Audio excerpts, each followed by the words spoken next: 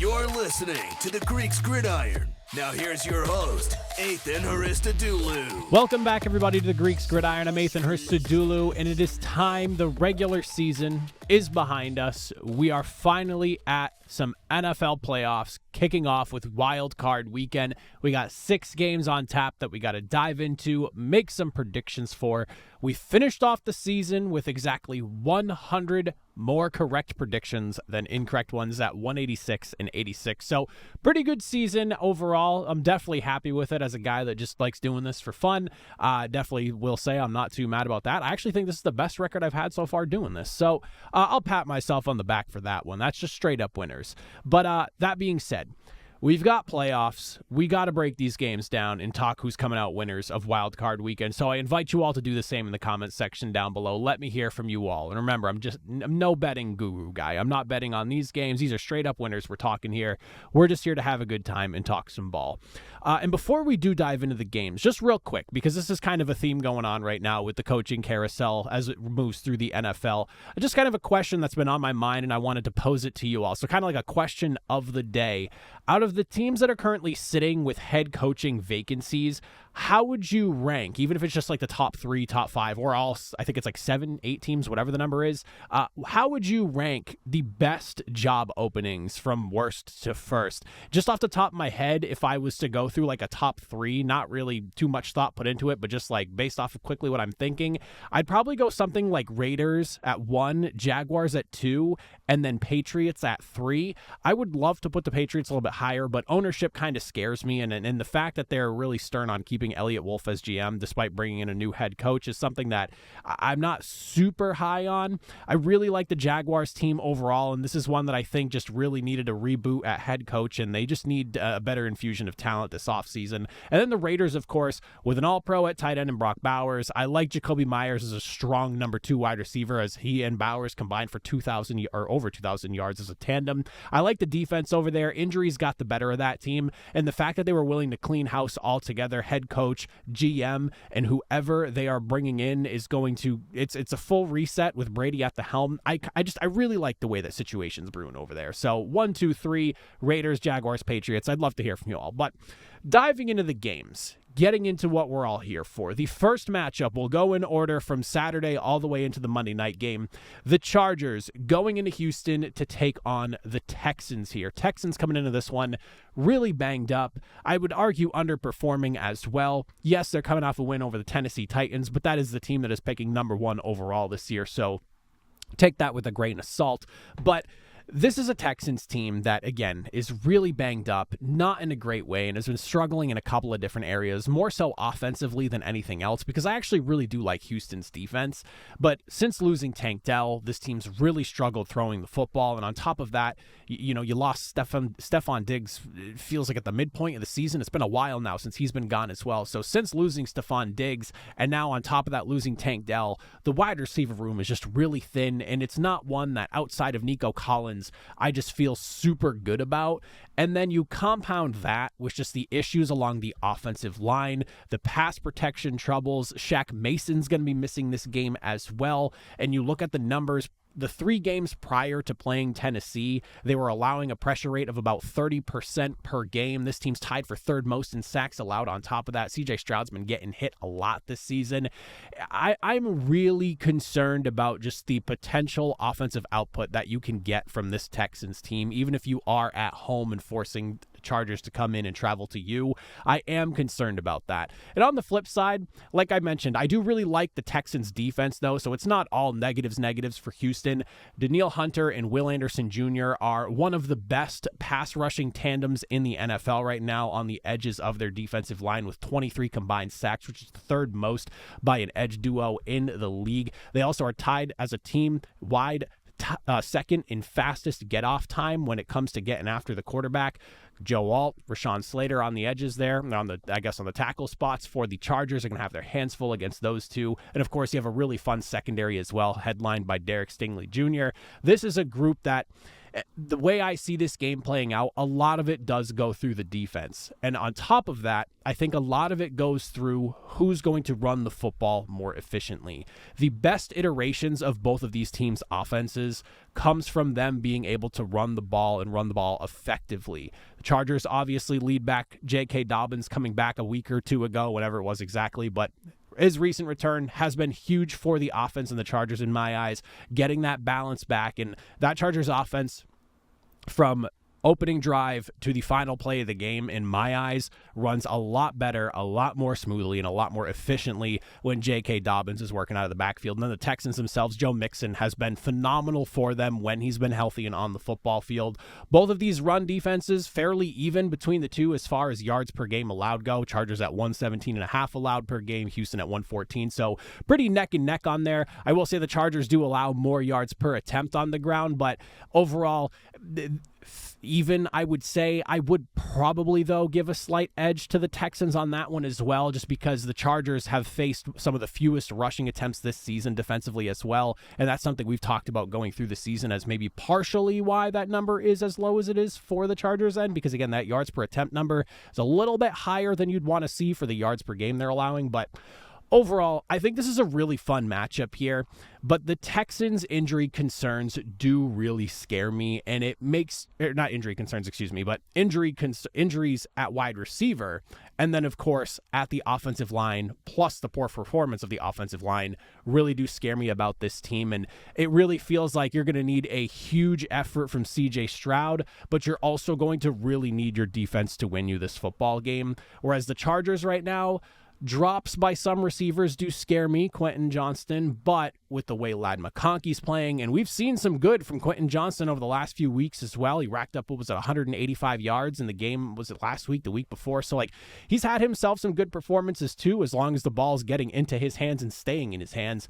Plus Justin Herbert, plus J.K. Dobbins back in the fold.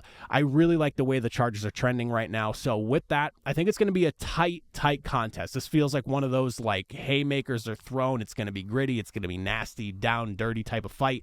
But the Chargers get it done in my eyes, 23-20. The next one is an AFC North clash. For the third time we are seeing this here, the Pittsburgh Steelers head into Baltimore to take on the Ravens. And I am really concerned about the state of the offense right now in Pittsburgh. It feels like their last month of football games, they have hit a tipping point and pretty much flatlined. They have not put up more than 17 points in their last 4 games played. That includes that 34-17 loss to the Baltimore Ravens in Baltimore back in week number 16. Russell Wilson has only thrown for 200 yards passing or more in 2 of the last 5 games he's played in, and he barely scraped by at 205 and 207 in those 2 games. Whereas when you look at Baltimore and what they've done, especially since they moved Kyle Hamilton's position and he's been a lot more comfortable doing what he's doing, this defense has allowed 200 yards in a game only once in 7 of their last 7. Again, that was against the Chargers. Pretty good quarterback in Justin Herbert, if I would say so myself. So Pittsburgh's offense as a whole, I'm a little bit concerned about the way it's producing right now. And you're going up against a Baltimore defense that first half of the season, yeah, there were some issues. But again, in their last basically back half of the season, they have really tightened it up. And this looks like a far more formidable unit than they were when you go back to the midpoint-ish of the season when they were having issues against the pass. The other thing I'm looking at here, Baltimore, the way they run the football. The first 2 games that they played against the Steelers, both times they found a lot of success. I think the first game that they played the Steelers, though, for whatever the reason may be, they only went with 17 rushing attempts, but the actual yards per attempt average was at 7.6. It didn't really make sense to me. It was something that I walked away from that game scratching my head, and then when I previewed the second matchup between the two, I hammered the point home. Run the football. You clearly found success. And then what did they do? They ran for 220 yards, over 30 rushing attempts, and they averaged, I think, somewhere around 5 yards per attempt in that game as well. So they've racked up 344 yards of total rushing against the Steelers this season. And I genuinely feel like, based off those 2 instances, it kind of shows you that the way Pittsburgh's defense has been working I don't think it is quite built to stop the way the Ravens run the football with Lamar Jackson, with Derrick Henry, and the way Henry is able to just wear defenses down come that late third, fourth quarter time frame of the game. Things just get way too difficult to stop, and it feels like they're just running downhill at like a 45-degree angle. So I just don't know if Pittsburgh's run defense, based off what we've seen from the first two games, is really up to the task to stop Baltimore. And if they're just hammering you away on the ground, it's not going to be a good time for the Pittsburgh Steelers. I will say, though, I am a little bit nervous with the Ravens not having Zay Flowers. That is something that scares me a bit because it does limit the passing game. I would assume that because of that, we're probably going to see a lot of 2, maybe even 3 tight end sets here. Your lead guy will be Rashad Bateman since Zay Flowers is going to be missing the game here, and we've seen some pretty ugly drops from him, not even just this year, but in years past as well. But there are a few I can think of off the top of my head that I remember seeing from him this year specifically. So I am a little bit concerned about that. I expect to see a lot more heavy sets from the Ravens to try to just mitigate the loss of Zay Flowers in this game because he is obviously a game breaker for this team. But then on the flip side, George Pickens, he's kind of making me a little bit nervous for Pittsburgh as well. I mean, the drops issues that we've seen from him, especially last week against Cincinnati, it just felt like that entire game got the best of him, and one mistake compounded into the next, and it felt like it was a highlight reel of mistakes from Pickens in that game here. So, I mean, both these teams have a little bit of concern at wide receiver right now.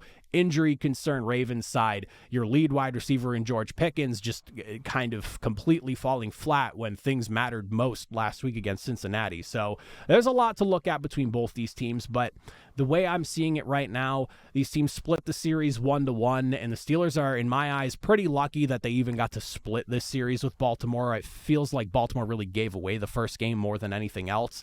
I like the Ravens here. I think they're going to win pretty comfortably again. Maybe Pittsburgh keeps it a little bit closer, but I'm taking Baltimore 30-19 on this one. Next, we'll move into the Saturday games. We got ourselves the Denver Broncos going into Buffalo to take on the Bills. And I would say that Denver is my favorite story of the NFL season. You see all the noise surrounding the Sean Payton issues with Russell Wilson and ultimately letting him go, and Denver taking this massive cap hit to just get rid of Russell Wilson and move on. Then in comes Bo Nix, the 6th quarterback taken in the draft. Sean Payton talking about how much he loves Bo Nix and he's excited to have him, and a lot of people just kind of laughing at that narrative and, looking at it more so as, well, you got what was left for you. And on top of that, the flack that Bo Nix has gotten for just being as old as he is as a rookie.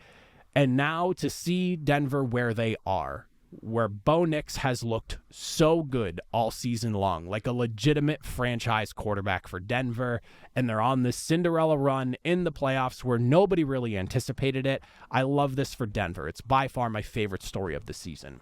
Now, when I look at the matchup itself, Josh Allen, obviously, phenomenal player. He is well in the run for MVP right now, and if I was to try and pick a defense to potentially stop what Josh Allen has been doing this season, Denver is very much on that list, and they're probably one of the top teams I'm taking here because of what they've been able to do this season.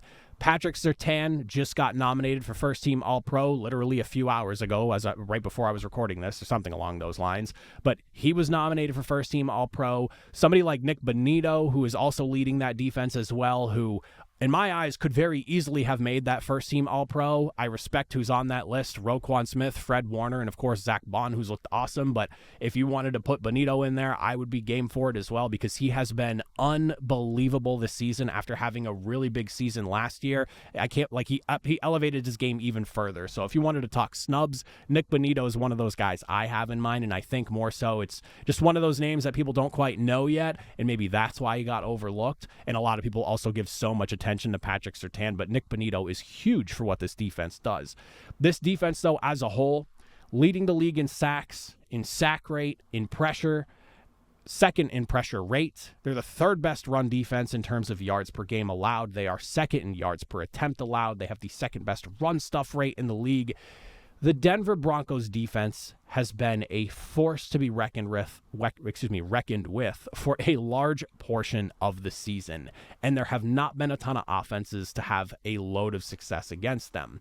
Now, That being said, are they going to be able to stop what Josh Allen has been doing this year? I don't know. But if I was to pick a defense that could maybe slow down what he's been doing based off of everything I just listed there, they would be a team I'd consider to do so. On the other side, though, defensively for the Bills, the key is obviously, as it has been for the Denver Broncos offense this season in my eyes, stopping and disrupting what Bo Nix is doing. Bo Nix has been money for a large portion of this season, and he's had doubters from week one all the way to this point in the season now as well. When you look at the numbers, though, they speak for themselves. When Bo Nix isn't pressured, 24 touchdowns to 7 interceptions. You have a 104.2 passer rating. You're looking at a completion percentage at 72.1%. That looks as good as any other veteran in the NFL. Then when you go up against him being pressured, 5 touchdowns, 5 interceptions. His passer rating tanks by 50.5 points from 104.2 unpressured to 53.7 when pressured. And his completion percentage tanks almost 30% from 72.1 when he's not to 45.1 when he is. The big question is, though, can Buffalo with Von Miller, AJ Epinesa, Greg Rousseau, can they get after him and not only disrupt him, but maybe even bring him down a few times in this game as well? When you look at Bo Nix on a per-snap basis, he was pressured less than everybody else. Denver's offensive line has been extremely good in pass protection. His percentage for pressure rate, 24.9% of his dropbacks is where he faced it. So basically 1 in every 4 dropbacks. That is best in the NFL, and this is somebody who dropped back to pass, the 6th most out of any quarterback in the NFL. So between how good that protection is, and despite the fact that he's dropping back more than just about anybody in the league, Bo Nix could be a problem for Buffalo if they can't get after him. Buffalo ranks 8th in total pressures. They're the 8th best team in get off and in time to pressure, but they rank 12th or lower in basically every other pass rushing stat. So the big question, can Buffalo disrupt Bo Nix? It's been a really good defense all season long. They've got to be able to get after Bo Nix, disrupt what he's been doing, because if you give him the time, he will find the guy he needs to get the football to. As for who I think is going to win, I believe Buffalo is like -8.5 on this one, if I'm not mistaken. That is a really large number, but I honestly don't think it's that realistic, because if you look at it, you're basically choosing between a 1-possession and 2-possession game at that point with that 8.5 mark. I like Denver to lose 28-20, so Buffalo taking the W here. I could see them keeping it within a score. 8.5's a little bit high in my eyes. Again, not a betting channel or anything, just kind of sharing my thoughts. But I do like the Bills to win, and I think by like a touchdown makes sense to me. 8 points makes sense to me. The 8.5 number that I've been seeing from the books and whatnot, it makes sense why they're landing on that number, but I like Buffalo by a touchdown, 8 points or so. Green Bay going into Philadelphia to take on the Eagles here. A rematch of Friday night football from week number 1 in Brazil, where the Eagles won 34-29. Temperature for this one shouldn't be too bad. High, you're looking at a high around like the low 40s or so, maybe high 30s, something along those lines when kickoff is expected. So something along those lines. Besides that, no real weather to be worried about for this game in Philly here. I think the big thing, obviously, Jalen Hurts being back for Philadelphia. You can't talk about this game without talking about Jalen Hurts being ready to go, because I know there were some people that were worried about his availability, but it's good to see he's going to play. I want these teams at as full strength as possible, and Philadelphia not having their QB1 would obviously be an issue there. The other side, though, for Green Bay, bad news for Christian Watson as they lose him for the rest of the season. Torn ACL at probably the worst time in the season, literally week number 18 of the year. That could potentially leak into next season as well, depending on how long it takes for him to get back to that. So wish him the best in speedy recovery there. But that is a tough blow for an offense that, depending on the week, seems to go through Christian Watson and just his playmaking abilities that he has. The big focus, though, for me is the running backs in this game. You look at Josh Jacobs, you look at Saquon Barkley, you look at what these offensive lines have been able to do for their running backs, especially Philadelphia. Barkley crossing the 2,000-yard mark with 2,005 yards, averaging 5.8 yards per attempt. Josh Jacobs having a really good season in his own right as well. 1,300 yards, 4.4 yards per attempt, 15 rushing touchdowns on the season as well. I think whichever one of these teams is able to bottle up the opposing running back, force the other team to be one-dimensional, probably a good route for success for them. Both these units rank as top 10 run defenses in terms of yards per game and yards per attempt allowed, with an edge going to Green Bay statistically speaking. So I really think that if either one of these teams can bottle up the opposing running backs, it'll go a long way in coming out victorious. The other thing, though, that I'm looking at is just which one of these defenses is going to be able to rattle the opposing quarterback. A lot of conversation has come up around Jordan Love and his ability to play against pressure. He has 5 touchdowns to 5 interceptions and a 60.2 passer rating when dealing with that pressure, which when you look at Jalen Hurts' numbers, a lot better in my eyes. 7 touchdowns, just 2 picks, 83.5 passer rating. But the reason I bring that up is because pressuring these quarterbacks, forcing them into bad throws, or just getting the ball out of their hands sooner than they want. You're going up, you have 2 teams, really good wide receiver rooms. Packers obviously still have Jaden Reed, Dontavian Wicks, who is somebody who's kind of just like blown up out of nowhere. If you're not a Green Bay fan, you're probably not familiar with the name, but he's been huge for Green Bay this season. Romeo Doubs, who's been able to make some great catches over the last few years himself as well. And the Eagles, of course, Devontae Smith, A.J. Brown, Dallas Goedert on top of that.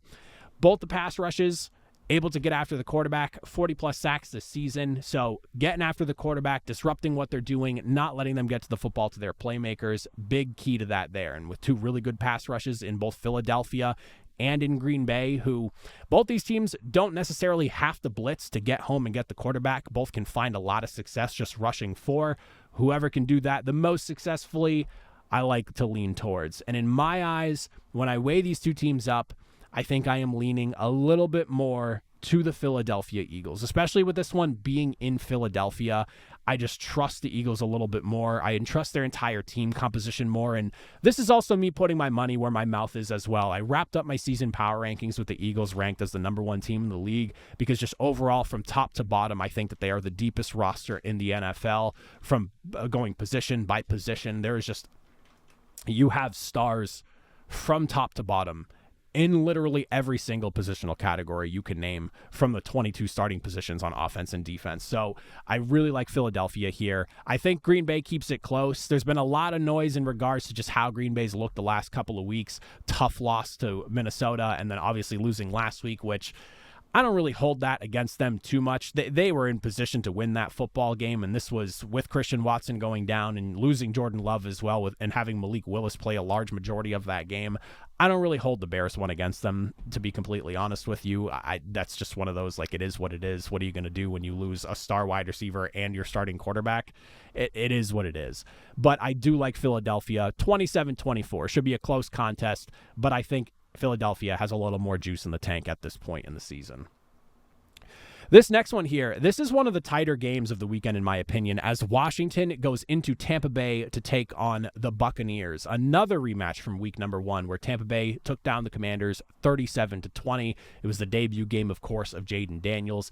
I'm anticipating a lot of points in this game here, with both these defenses having really striking deficiencies depending on what you're talking about. This is one of those where I could see the points being put on the board. And you also have great weather for this game as well, so it just feels like it's brewing for a lot of points here. I think for this game, it's very easy to focus on the offenses and what Jaden Daniels has done this season as a rookie, or Baker Mayfield having himself a career season at this point with what he's done in Tampa Bay and just overall through his entire career. But the way I see it right now, I really think you need to look at the defenses and which one of these defenses can step in and maybe mask and take care of some of the issues that they've dealt through the majority of this season if they want to come away victorious here. Both of the offenses rank top 5 in scoring, Washington's 5th, Tampa Bay 4th, respectively. Meanwhile, both these defenses rank about in the middle of the league in terms of points per game allowed at 23.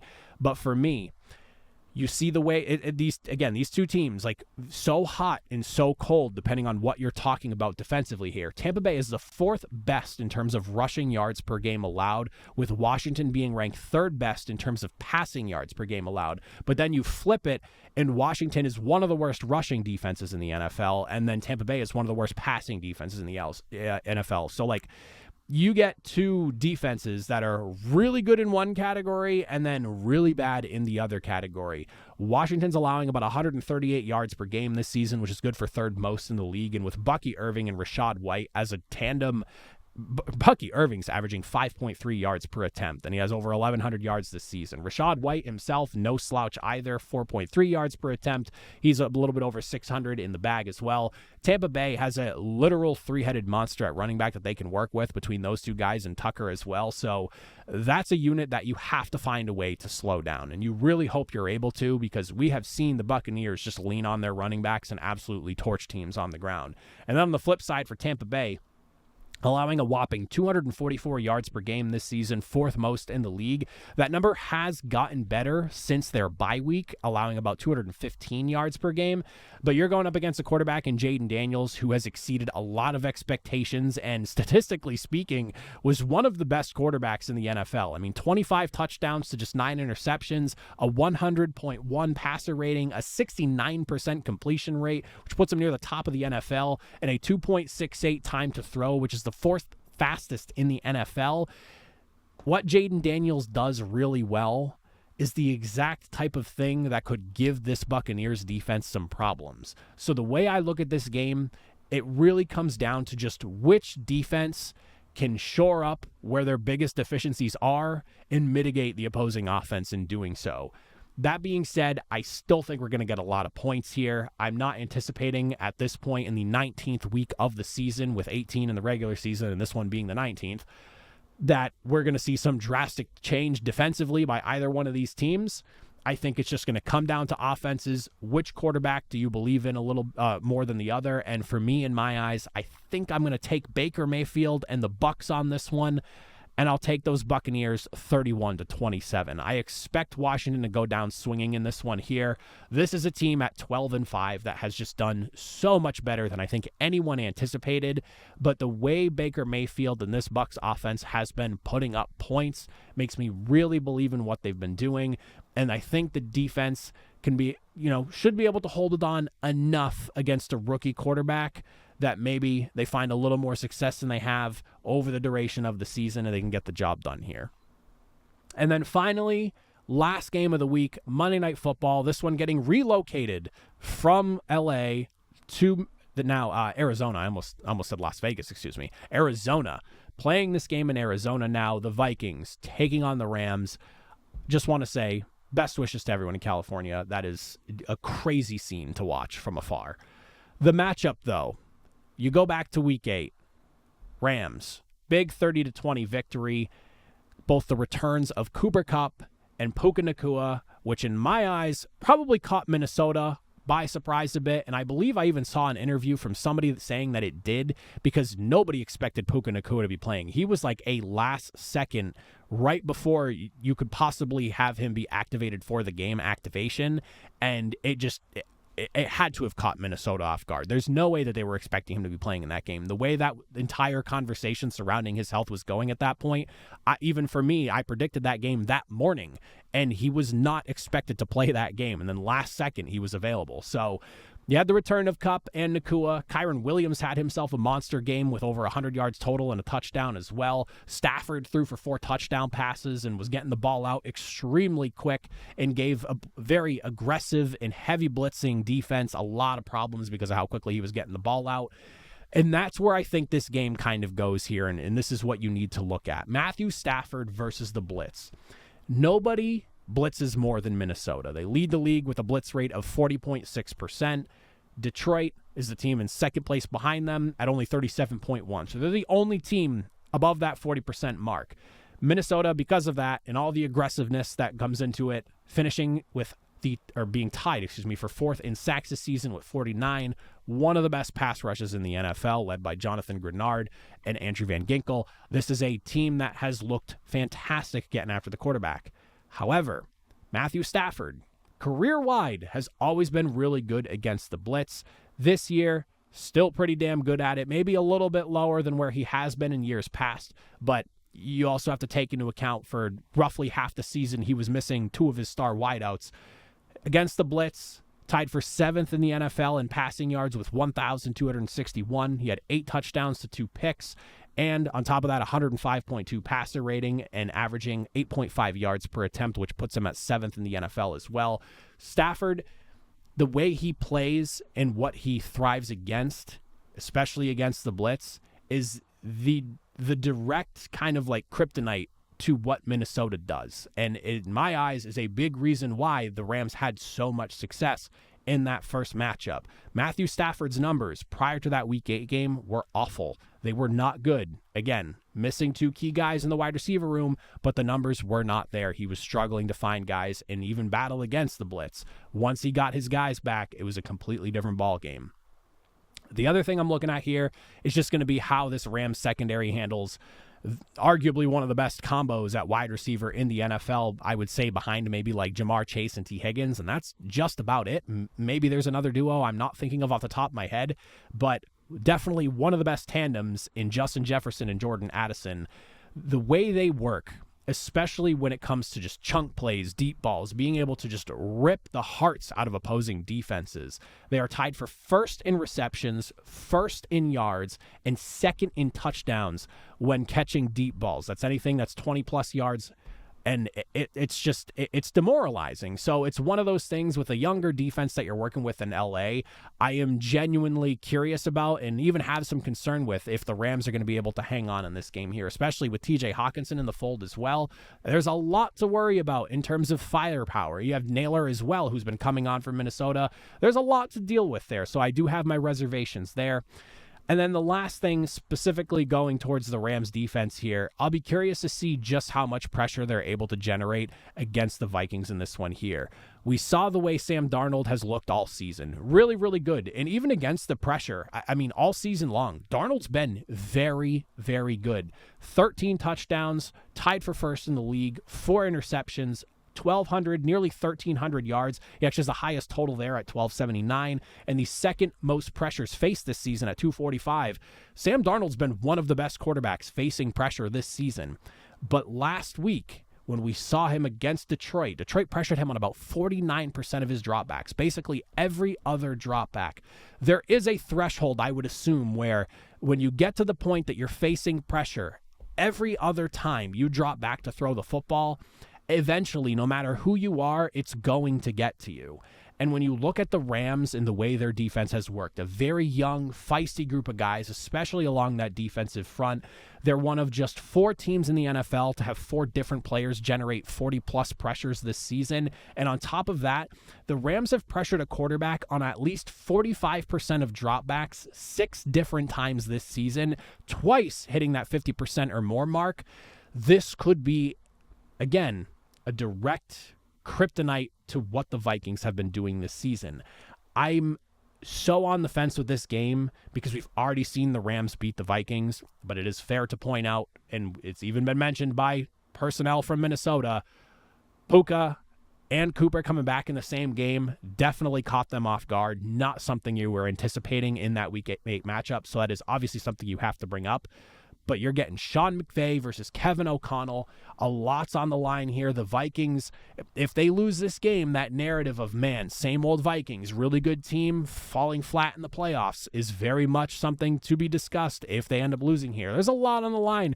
Whereas the Rams, a bit of an underdog story this year. Not a lot of people expecting them to be the division winner, to be in the position that they're in with so much more turnover this offseason once again coming into the year. And now here they are, division winners, hosting a game. Well, not hosting a game anymore because it's in Arizona, but they were in position to host a playoff game. So there is a lot on the line for Minnesota. And then you got a Rams team that is kind of playing with house money right now. I think I like the Rams here. All the pressure is on the Vikings side. And, you know, pressure makes diamonds. Yes, that is true. I'm just very curious to see whether that ends up being the case or if they end up cracking under the pressure. And with that, I think I'm going to take the Rams here. I think I like them 29-26. It's going to be a really tight, really fun game, fun way to end the wild card weekend. But something in my gut is telling me the Rams, so I'm going to listen to it here, and I'm going to take them for that W. So let me know. Those are my picks. Fire away in that comment section down below. Who do you like this weekend? Who's coming away with W's? Would love to hear from you all. And again, that same question I asked you earlier, my question of the day, if you will. Who or what teams, and if you want to rank them, let me know.